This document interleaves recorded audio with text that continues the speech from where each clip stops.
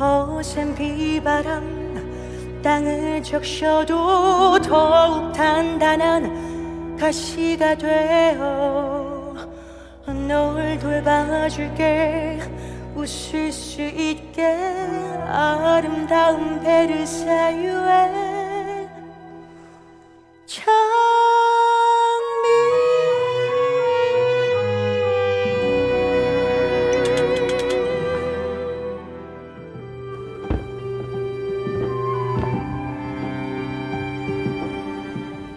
뭐예요?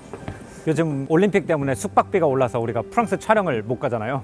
그래서 한국에서 프랑스를 느낄 수 있는 곳, 베르사유의 장미 세트장에 와 있습니다.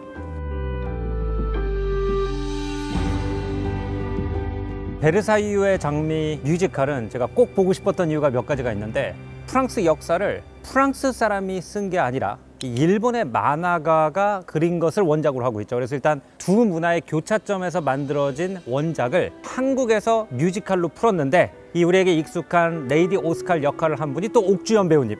그거를 다 합쳐보면은 프랑스 문화와 역사의 의미를 일본 만화가가 해석한 것을 한국 감독님과 음악 연출님이 해석한 것을 한국 배우가 연기한다. 정말 여러 문화의 교차점을 탐구하는 탐구 생활에 너무 잘 맞는 주제라고 생각을 해서 오늘 여기 충무 아트센터 무대 위에서 베르사유의 장미에 숨어있는 여러 가지 일본과 프랑스 역사 문화 코드를 뜯어보는 컨텐츠를 만들어 보면 재밌겠다고 생각해서 오늘 에피소드 준비해 봤습니다.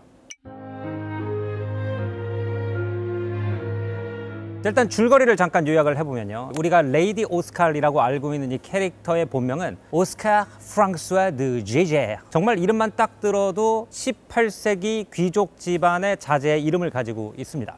근데 사실 이 오스칼이라는 이름은 남자 이름인데 레이디라는 수식어가 앞에 붙은 만큼 원래 여자로 태어났어요. 대대로 군인인 집안에서 딸만 계속 태어나니까 이 아버지가 우리 집안의 가업인 군인의 직책을 이어나갈 후손이 없다라고 해서 오스칼이 태어났을 때부터 남자로 키우고요. 오스칼은 베르사유에 있는 왕실의 멤버들과 귀족들을 지키는 왕실 근위대 대장으로 입대를 하게 되죠.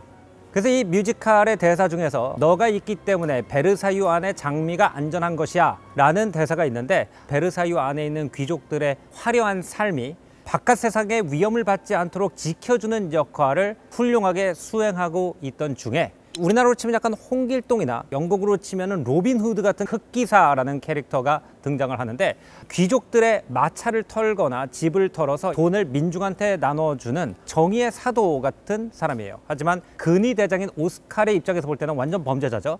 이 흑기사를 쫓는 과정에서 오스칼은 궁전 밖에 어마어마하게 험난한 세계가 있다는 것을 발견하게 됩니다. 민중이 굉장히 화나 있다는 것도 알게 돼요. 그러면서 이 세계를 남자와 여자, 귀족과 평민, 주인과 농노로 나누는 이 세상의 불합리함에 분노를 하게 되고, 온실의 꽃 같은 삶, 이 베르사유라는 아름다운 궁전의 장미 같은 삶을 지키는 일을 그만두고 위병대로 나와서 민중과 함께하는 과정에서 혁명의 리더가 되는 스토리를 그리고 있습니다.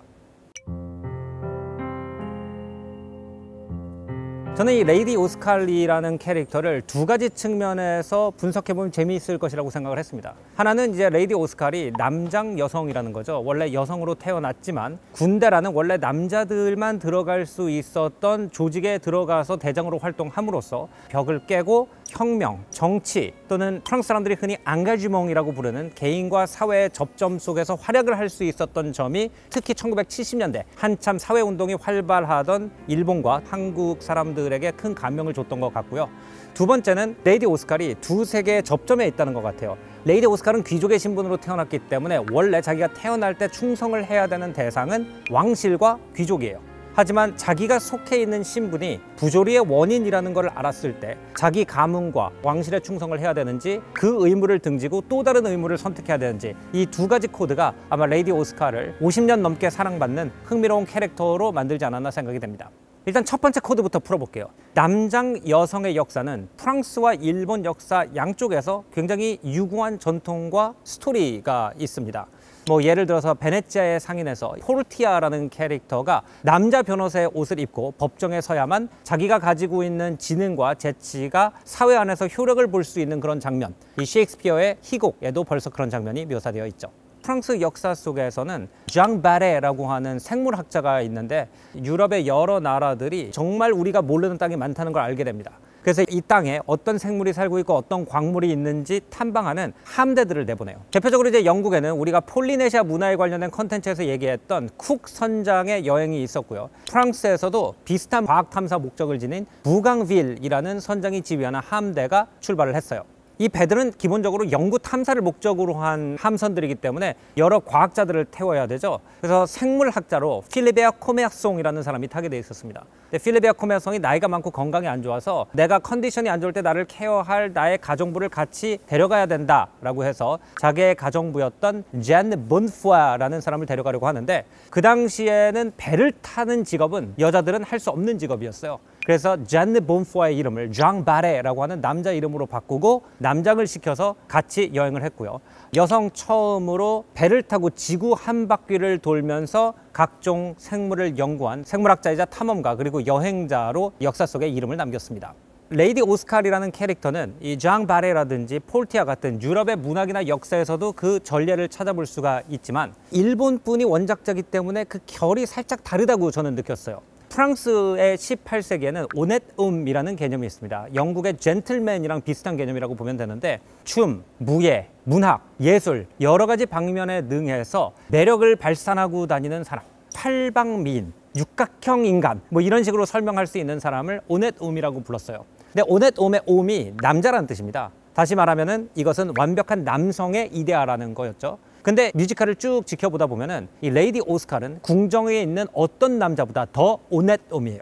여자임에도 남성의 이상을 어떤 남자보다 잘 수행해 나가기 때문에 궁전에 있는 여성들이 레이디 오스칼의 남자 옷 속에 여성의 몸이 있는 걸 알면서도 반하게 된다는 설정이 자주 나옵니다. 일본의 동지사 대학교의 사회학 교수인 준코 사이키는 이 베르사유의 장미의 사회적 의미에 대한 기사를 여러 군데 썼는데 원래 일본에서는 헤이안 시대, 우리나라로 치면은 통일신라 말기에서 고려 초기에 해당하는 그 시기에부터 이미 아리따운 도련님이 배신자들을 피해서 여자로 분장하고 도망치는 길에 너무 아름다워서 남자들이 사랑에 빠졌다든지 이런 여성과 남성이 옷을 바꿔 임으로써 역할이 스위치되는 장면이 이미 많이 나왔다고 했습니다. 특히 16세기 가부키의 거장이라고 하는 이즈모 노 오쿠니라고 하는 배우 같은 경우에는 여성임에도 남성 역할을 굉장히 멋지게 수행하는 걸로 유명했다고 합니다. 그것이 이어져서 근대에 오면은 여성이 남자의 역할과 여자의 역할을 둘 다 수행하는 타카라츠카 가극단이 활약을 했다고 하는데요. 베르사유의 장미가 처음에 만화로 만들어졌을 때 이것의 첫 번째 가극 버전을 공연했던 것도 타카라츠카 가극단이 했다라고 서술을 했습니다. 처음에 뮤지컬을 보면은 오스칼이 아버지에 의해서 여성임에도 불구하고 남자의 삶을 강요당했다라는 느낌을 받습니다. 하지만 오스칼은 뮤지컬의 스토리가 전개될수록 천상군인이라는 걸 알게 돼요. 동지들과의 전우애도 굉장히 자기 삶의 중요한 부분이고 싸움에 굉장히 능합니다. 나중에 아버지가 이제 군인을 그만두고 여성으로 돌아가서 결혼을 하고 가정을 이루라 라고 얘기를 했을 때 오스칼은 그것이 아버지가 시켜서 내가 했던 게 아니라 조국을 위해서 살아가는 것은 이제 나의 선택이 되었다라고 얘기하는 장면이 있는데 이것이 일본의 남장 여성의 극적 전통을 이용해서 1970년대에 좀 더 레디컬한 사회적 메시지를 던지는 디바이스가 됐다는 것을 뮤지컬 안에서 읽어낼 수 있는 부분이라고 생각했어요.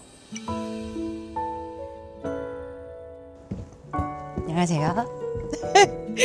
네, 안녕하세요. 네, 이렇게 귀족 복장을 하시고 초상화도 궁전에 걸려 있고 그러니까 뭔가 남의 궁전에 온 평민 같은 느낌이 와주셔서 감사합니다. 네, 반갑습니다. 네, 반갑습니다. 네. 레이디 오스칼을 뮤지컬로 이제 무대에 올린다고 했을 때 저는 굉장히 연기하기가 어려운 캐릭터겠다 생각을 했어요. 연기하고 계시는 시대 18세기 프랑스는 남자의 몸짓과 여자의 몸짓이 굉장히 분리되던 시대잖아요. 네. 인사하는 법부터 앉는 법, 일어나는 법 이런 거가 다 다르던. 근데 이 오스칼이라는 캐릭터를 보면 여성으로서도 완벽한 매력과 남성으로서도 완벽한 매력을 지닌 캐릭터를 이 성별의 분리가 그렇게 심했던 18세기 캐릭터로 연결해낸다는 게 진짜 어려웠을 것 같은데 춤선이나 몸짓 같은 거를 의상에 따라서 바꾸시나요? 어떤 식으로 이거를 소화하셨어요? 다리가 보이는 것과 안 보이는 것에 대한 차이가 가장 배우가 연기하기엔 큽니다. 치마 안에 있을 때는 발이 숨겨지니까 괜찮아요. 바지를 입으면 다리가 숨겨지지 않기 때문에 특히 계단을 내려올 때 남자와 여자가 확연하게 다르거든요. 그 차이를 정확히 구분해서 두는 것을 목표점으로 했어요. 특히 이제 의상이 이제 기마병의 의상이다 네. 보니까 좀 이렇게 말을 타고 이렇게 내려오는 것 같은 그런 그쵸. 느낌으로 실제로 내려오시더라고요. 네. 여성의 모습으로 이제 궁전 무도에 나타났을 때 네. 계단 내려오는 모습이 많이 다르셨던 것 같아요. 네. 그 시대 때는 다 모이면 춤으로 교감을 했잖아요. 네. 그렇기 때문에 내가 표현하고 싶은 바가 상체에 많이 담겨 있어야 되거든요. 그러니까 이렇게 부딪히는 예, 요렇게. 요런 선들이 많았던 예, 시절이에요. 그래서 인사를 할 때도 요선을 살리는 춤이 많습니다. 이쪽이구나. 네. 오스칼이라는 캐릭터가 넘는 두 번째 경계가 이제 네. 동양과 서양의 경계라고 좀 느껴지는 부분이 물론 오스칼이라는 캐릭터는 18세기 프랑스 사람이지만 우리한테 익숙한 작품은 일본의 만화가가 그렸던 캐릭터고 네. 또 우리는 일본 애니메이션풍의 움직임으로 오스칼을 접했잖아요. 네. 제가 저거는 정말 일본 만화의 익살맞은 장면이랑 똑같다 움직이시는 게 라고 느낀 장면이 있었어요. 그래요? 고뇌를 하고 술에 취해서 있는데 이제 안드레가 옆을 지키고 있다가 집에 가자 그러니까 에잇 그러면서 칼을 휘두르는 그 장면 네. 연기를 하실 때 이 부분은 좀 일본 만화처럼 연기를 하는 게 더 관중한테 와닿겠다는 부분과 네. 이 부분은 진짜 우아한 18세기 프랑스 귀족의 원모습을 더 담고 싶다. 이거를 어떻게 구분해가지고 연기를 하셨나요? 그건 사실 정해주시는 건 연출님이시죠. 아 그렇구나. 네. 왜냐면 대본을 써서 주시잖아요. 그래서 예. 사실 이것이 만화책 같은 말이 되게 많거든요. 와, 걸작이다, 오스칼. 와, 걸작이다, 앙드레. 이런 식으로. 지금 그런 말을 쓰는 사람이 없잖아요. 만화를 보셨던 분들이나 만화를 보지 않으셨던 분들도 왜 저런 말을 하지? 라는 생각을 하게 하면 안 되기 때문에 연출님께서 정확히 의도하시는 마치 진짜 우리가 움직이는 만화를 보는 것 같은 것을 역사적 기반이 되어서 사람들한테 스며들게 하고 싶어 하시는구나 라는 거를 저희 모든 배우가 캐치를 했고요. 그래서 그 부분에 연출님께서 원하시는 바대로 저희는 한 것뿐입니다. 네. 사실 베르사유의 장미가 다른 프랑스 혁명을 다룬 레미제라블이나 마리 앙뚜아네카의 차이점이 있다면 이 뮤지컬은 프랑스 혁명 자체를 다루진 않아요. 프랑스 혁명이 발발하는 시점에서 뮤지컬은 끝나죠. 그렇기 때문에 여기서 그려지는 사회 분위기는 계급 간의 갈등이 부글부글 끓어오르고 있는데 궁전에 있는 사람들은 마치 온실 속의 장미처럼 자신들의 아름다운 세상에 도취해서 바깥 세상을 인지하지 못하고 있는 상태죠. 이런 상태일 때 흔히 나타나는 민담의 종류가 있죠. 바로 귀족들의 부를 털어서 민중한테 나눠주는 궤도의 민담이죠. 그런 궤도를 모티브로 한 캐릭터가 베르사유의 장미의 플롯에 굉장히 중요한 역할을 합니다. 이 흑기사의 정체는 베르날드 샤틀레라고 하는 신문 기자로 그려져 있습니다. 이 신문 기자라는 설정은 두 가지 의미에서 굉장히 흥미로운데 하나는 프랑스 혁명은 사실 비밀리에 많은 사람들이 팜플렛을 통해서 왕정을 욕하는 글들이나 노래를 길거리에다 전단지로 뿌려놓고 공유한 것이 굉장히 큰 역할을 했다. 그리고 어쩔 때는 이런 글들이 근거 없이 왕실을 음해하는 내용도 있었다라는 걸 우리가 마리 앙뚜아네 역사 배경 설명에서 다룬 적이 있죠. 근데 또 1970년대 이 베르사유 장미가 쓰여진 시기에 일본에서 굉장히 활발하게 학생운동이 이루어지고 있었는데 이때도 글을 쓸 줄 아는 학생들이 학생운동을 주도하고 있었기 때문에 당시 많은 아시아의 학생들이 흠모하던 프랑스 철학자 장폴 사르트가 말한 앙가지몽이라는 개념을 베르날드 샤텔레라는 캐릭터를 통해서 표현했다고 생각이 됩니다. 근데 이 얘기가 나온 김에 실제로 18세기 왕정시대가 부패해 갈 때 나타났던 프랑스의 민중 영웅 몇 명의 이야기를 알고 이 흑기사의 모습과 대조해보면 재밌을 것 같아요. 18세기에 가장 프랑스 민중들에게 사랑을 받던 민담의 주인공이던 영웅 중에 칼투시라는 별명을 가진 영웅이 있었어요. 이 사람은 이제 주로 베르사유에 있는 궁정과 파리시를 왔다 갔다 하던 귀족들의 마차를 터는 걸로 유명했고요. 이 마차에 탄 귀족들의 보석을 팔아서 민중들한테 나눠준다라는 구성이 흑기사와 하는 일이 거의 비슷합니다. 근데 이렇게 민담 속에서 영웅이 되는 도적들의 특징이 뭐냐면은 강자한테만 무기를 휘두르지 약자, 특히 여성과 어린아이에게는 절대로 무기를 휘두르지 않는다. 이게 성립이 돼야 민중한테 영웅이 돼요.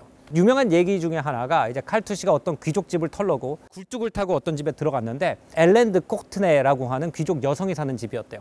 이 여자 혼자 집에 있는 것을 보고 칼투시가 정중하게 인사를 하고 집을 지저분하게 한 것에 대해서 사과를 했다고 합니다. 그 다음날 굉장히 예의 바른 필체로 사과문을 써서 다른 귀족한테서 턴 20캐럿짜리 다이아몬드와 함께 보냈다라는 낭만적이고 신사적인 도적의 민담이 프랑스인들 사이에 돌기도 했습니다. 또 이 당시에 유명했던 도적 중에 루이 만드랑이라는 사람이 있어요. 루이 만드랑이라는 사람의 노래는 프랑스 혁명 때 실제로 민중들이 혁명가로 사용했던 노래인데 프랑스가 그 당시에 재정이 텅텅 비니까 정부에서 가벨이라고 하는 소금에 대한 세금을 물렸습니다. 소금 없이는 요리를 할 수가 없고 먹고 살 수가 없기 때문에 소금에 세금을 부과하는 것은 서민들한테 직접적인 생활 타격이 되죠. 그래서 서민들의 생활이 엄청나게 어려워지고 있을 때 루이 만드랑이 관세청을 피해서 스위스에서 소금을 밀수해오는 밀수업자였어요. 그러니까 얼마나 사람들이 정부에 불만이 많았으면 밀수를 하는 범죄자를 영웅으로 섬기던 시대였다는 거죠. 그 당시 프랑스 정부는 이 세금을 거두는 일을 피엄 제네로라고 부르는 사기업한테 맡겼고, 이 피엄 제네로는 용병들을 고용해서 루이 만드랑을 쫓았지만 결국 루이 만드랑이 피엄 제네로의 하수인들을 피해 다니는 이야기가 마치 오늘날 우리가 조로 영화를 보는 것 같은 쾌감으로 사람들 사이에 번져나갔던 그런 역사도 있고요. 아마 이런 것들을 모티브로 해서 원작자가 베르사유 장미의 흑기사라는 캐릭터를 만들어내지 않았나. 하지만 그 당시에 일본의 사회적 배경 때문에 흑기사가 단순히 도적이 아닌 지식인으로 묘사되지 않았나 생각이 됩니다. 또 베르사유 장미가 일본인이 프랑스에 대해서 가진 이미지를 가지고 만들어진 작품이기 때문에 베르사유가 전성기에 있을 때 화려한 예술적 사조를 묘사하는 로코코라는 단어로 수식이 되는 것 같습니다. 볼르 비콩트 컨텐츠에서 나왔던 것 같은 갈라홍드라고 하는 꽃과 열매가 잔뜩 붙어있는 넝쿨 장식이라든지 불꽃이 피어오르는 것 같은 픽처 프레임, 또는 배우들이 입고 있는 은과 금으로 술을 넣은 무릎까지 떨어지는 화려한 남성복과 바닥까지 끌리는 화려한 여성복의 모습들, 이런 것들이 로코코의 진수를 보여준다고 생각을 해요. 사실 좀 재밌는 게 뭐냐면 한국인들은 대체로 프랑스에 대한 판타지 그러면은 1800년대 인상파들에 대한 판타지, 그리고 뭐 몽마르트의 물랑루지 시대에 대한 판타지, 이런 것들이 더 많은 것 같고, 일본인들은 프랑스에 대한 판타지 그러면 대체로 루이 15세 시대, 로코코 시대를 제일 좋아한다라고 저는 생각이 됩니다. 예를 들어서 일본의 대표 속옷 브랜드 중에 하나인 와코어라는 속옷 브랜드의 사장이 교토 의상박물관에 기부한 컬렉션이 있는데, 프랑스 애보다 루이 15세 시대의 화려한 드레스를 더 많이 가지고 있는 컬렉션이라고 알려져 있을 정도로 일본인들의 로코코 사랑은 한이 없고요. 일본 만화에서 흔히 일반적인 귀족집이 묘사가 되면은 그 귀족집의 가구도 어김없이 로코코 스타일로 묘사가 되고, 일본의 카페에 유럽풍 카페를 가면은 항상 루이 15세나 영국으로 치면은 브리저튼의 배경이 되는 리전시 시대의 컵과 컵 받침에 커피를 주곤 하죠. 그래서 저는 이 이유에 대해서 많이 생각을 해봤어요. 왜 일본인들이 로코코라는 스타일에 그렇게 꽂힐까? 제가 일본 잘 모르지만 베르사유 시대의 프랑스와 일본 사회와 맞닿아 있는 부분이 상당히 많다고 생각이 됐습니다. 루이 14세, 15세 시대의 프랑스 귀족들의 미학을 흔히 프레시우스라는 단어로 표현을 해요.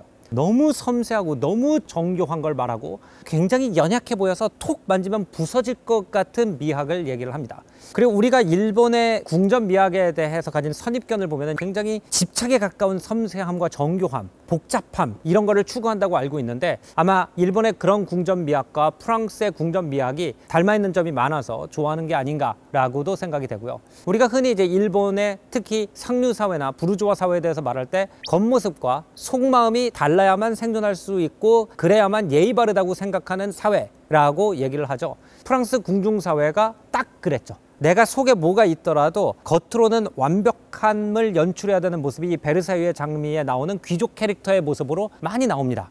이런 극도의 가식과 포장이 예의라고 여겨지던 시대의 모습이 지금보다 보수적이던 1970년대, 80년대 일본인들에게 야, 우리도 저렇게 답답하게 살고 있지 않나, 내 진짜 모습을 들키면 내가 사회생활이 불가능하겠다는 공포가 일본 사회를 살아가는 많은 사람들에게 공감이 되기 때문에 이 로코코라는 배경을 일본 만화가들이나 소설가들이 많이 이용하지 않나라고도 생각했습니다. 가장 오스카를 괴롭히던 18세기 궁중문화의 가식의 정점에 있는 이 부인이 굉장히 가짜 삶을 잘 살아가죠. 네. 여왕과도 친해지고 폴리냐. 다른 귀족들 위에 군림하면서 이제 엄청 잘 살아가는데, 이제 어느 순간에 이 가면이 확 벗겨지면서 이제 그녀의 고통과 절규가 튀어나오는 그 순간이 있잖아요. 근데 자기의 진실이 나오는 순간 모든 사람들이 이제 등을 돌리게 되는데, 원래는 폴리냐 부인이 악역이어야 되는데 그 순간을 딱 보면은 너무 불쌍한 거예요. 그러니까 폴리냐 부인이 그 노래하는 이 가난에서 나를 구출해 주는 거는 이 악착 같은 밖에 없고, 그 악착 같은 안에는 남을 누르고 올라서야 되는 게 있다, 이런 거는 사실 현대 이 경쟁 사회를 살아가는 누구의 마음에나 담겨 있는 거고, 폴리냐 부인은 그런 마음에 충실해 가지고 사회 꼭대기까지 올라간 사람인데, 우리도 사회 속에서 가면을 쓰고 살다가 그게 벗겨지면 어떻게 될까를 겁내하기 때문에라도 폴리냐 부인의 모습을 보면서 그냥 악녀가 처벌받았다 잘됐다 이렇게 볼 수가 없는 장면 같고 네. 소름 끼쳤어요. 정확한 포인트를 짚으셔서. 오스칼은 사실 좀 귀엽게 표현하자면 오지랖이 있는 캐릭터인 거예요. 남일이라고 지나치지 못하는 사람이죠. 그러한 여성이면서 군인이면서 본인은 귀족인데 귀족을 혐오하게 되고 인간의 정당성에 대한 것에 조금 더 포커싱을 하면서 자기 성장을 하는 캐릭터이기 때문에 발가벗겨진 그 폴리니악을 본 순간 혐오스러웠던 그녀가 더 혐오스러우면서 동시에 애잔하고 짠하게 느껴지기도 하거든요. 그것이 결국 관객분들이 느끼는 공동의 지점인 것 같습니다. 어쨌든 폴리니악 부인은 실존 인물이고 오스칼은 실존 인물이 아니란 말이죠. 그러니까 저는 이 만화 작가가 정말 대단하다고 저는 생각을 했어요. 이 역사 이야기는 사실 그 시대 때만 있었던 일들을 어떻게 이런 일이 있었을까 해서 꺼내오는 게 아니라 계속 역사는 반복되기 때문에 그것을 갖고 우리가 빗대어서 깨달음을 얻고 우리가 뭘 찾아야 되는지 질문을 던지는 이가 있어야 우리가 발전할 수 있잖아요. 선을 지키고 싶어하고 그걸 행하는 자를 보면서 멋있다라는 것보다도 악이 드러났을 때에 본인의 악함과 선함을 나눌 수 있는 순간이 선물 받아지는 순간이라고 저는 생각이 들거든요. 캐릭터의 내면에 대해서 궁금한 게 있어요. 네. 캐릭터가 태어났을 때는 이제 프랑스 왕정이 한참 잘 나가고 있던 시기고 지미국 국가다라는 말이 아직도 유효하던 시기였잖아요. 근데 이제 어느 순간에 이 오스칼이라는 캐릭터가 지문국 국가가 아니다라는 거를 서서히 깨달아가는 과정이 이제 이 베르사유 장미의 스토리 라인인데 네. 어떤 순간에 나는 애국을 하면서도 왕의 노예가 되지 않을 수 있구나를 딱 깨닫는 부분에 터져나온 어떤 넘버나 그런 것들이 있을까요? 이 순간이 제일 중요하다, 그 변신에 있어서. 이해도를 중간에 준 캐릭터가 앙드레라고 저는 생각을 하거든요. 앙드레는 어릴 때부터 함께 중마고로 시작을 해서 하지만 신분의 차이, 계급의 차이가 있어요. 친구였으면서 우정에서 이것이 사랑으로 진화하는 것을 본인도 몰랐지만 이것을 느껴가는 과정에서 여성으로서 한 국가의 국민으로서 계급을 떠나 정말 정의로운 것과 옳은 것은 무엇인가 하는 국면을 여러 포인트에서 만나는데 첫 번째가 베르사유의 장미란 넘버를 부를 때예요. 저를 좋아하는 제로델 대위에게 자네는 자기 외모에 자신이 있나? 그 멋진 장면이었어요. 왕실의 근위대가 되려면 외모가 기반이 되어야 한다고 합니다. 지금도 그렇고 예전에도 그랬고요. 그래서 오스칼은 역시 내가 아름다운 여자이면서도 훌륭한 근위대의 대장이지만 그렇지만 정말 나는 그냥 장식 인형인가? 라는 혼잣말을 하면서 내가 충성하고 있는 것에 대한 옳은 것인가에 대한 질문을 던지게 돼요, 스스로. 그 넘버를 부르면서 오늘도 아름답게 피어나는 이 연약한 장미를 보호하고 있지만 내가 진짜 보호하고 있어야 되는 것은 무엇인가? 그리고 나는 아름다운 베르사유의 장미를 지키기 위한 가시가 될 것이다. 그 가사에서 느끼실 수 있는 것은 그녀의 고뇌, 지금 말씀하신 포인트가 담겨 있는 부분입니다. 그거를 우리 구독자들을 위해서 방금 설명을 듣고 바로 들으면 감동이 다를 것 같아서 네. 실례가 안 된다면 좀 청해서 들어볼 수 있겠습니다. 네, 물론입니다. 예. 뒤에 다른 캐스트 멤버분들이 다 풀 착장하고 와 계신데 설마 우리 채널 때문에 와 계신 건 아니겠지? 드레스 리허설처럼 풀로 지금 부르시려고 하는 건가요? 드레스 리허설처럼이 아니라 공연처럼 하자고 했습니다. 특별히 탐구 생활을 위하여 오늘 그래서 스텝과 배우분들이 좀 일찍 출근해 주셨어요. 그래서 풀 세팅으로 준비했습니다. 아유, 감사합니다. 네. 궁금해 분들을 위해서 특별히 공연이랑 똑같은 세팅으로 베르사유의 장미 넘버를 불러주신다고 합니다.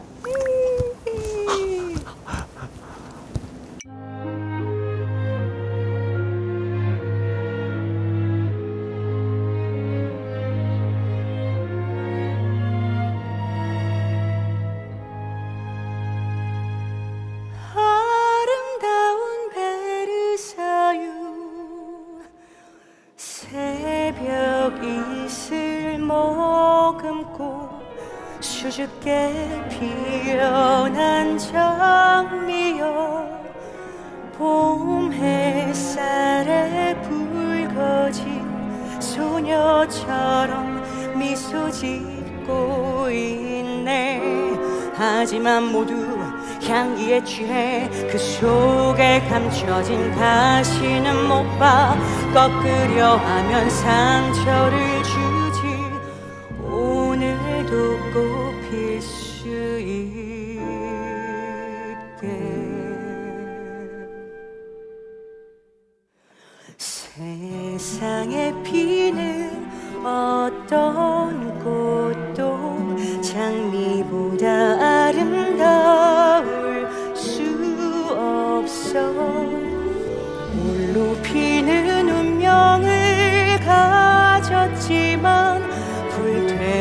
태워도 다시 피는 내 모습 같아.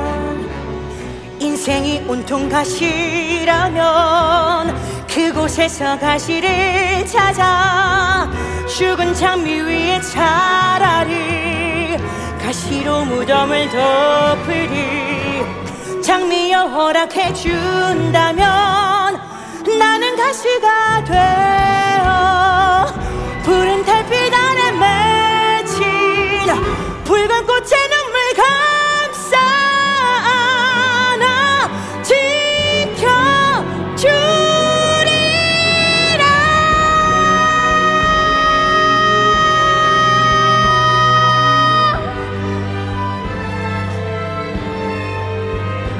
나는 가시가 되어 널 기억해. 일로 피는 운명을 가졌지만 불태워도 다시 피는 내 모습 같아. 거센 비바람 땅을 적셔도 더욱 단단한 가시가 되어 널 돌봐줄게. 웃을 수 있게 아름다운 베르사유의 장미.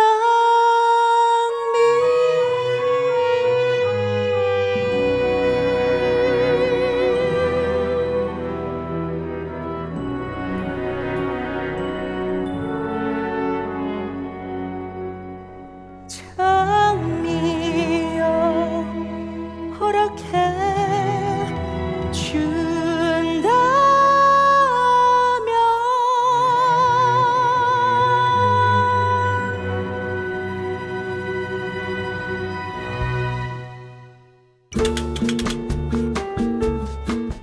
프랑스 혁명은 워낙 세상이 천지개벽한 드라마틱한 사건이기 때문에 수많은 드라마, 영화, 뮤지컬, 소설의 주제가 됐죠.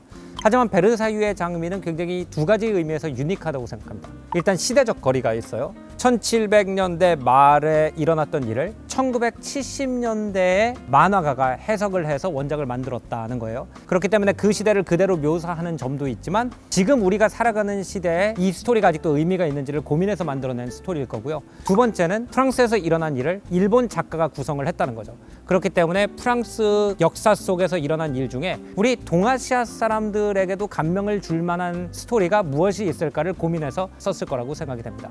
그걸 2024년이라는 또 50여 년이 지난 시점에서 한국인들이 연출하고 연기를 했을 때 새로운 프랑스 혁명에 대한 참신한 작품을 볼 수 있어서 굉장히 흥미로운 관람이었습니다. 오늘 조승현의 탐구생활은 여기서 마무리하고요. 다음번엔 더 재밌는 문화 역사 이야기로 찾아오겠습니다. 안녕히 계십시오. 네, 안녕하세요. 오늘 이렇게 초대해 주셔서 감사드립니다. 저의 공연이 여러분께 분명히 의미 있고 유쾌하고 후회 없는 시간을 선사하리라는 믿음을 전 확실히 드릴 수 있습니다. 많이 와서 봐주시고요. 또 여름철 건강 주의하세요. 감사합니다.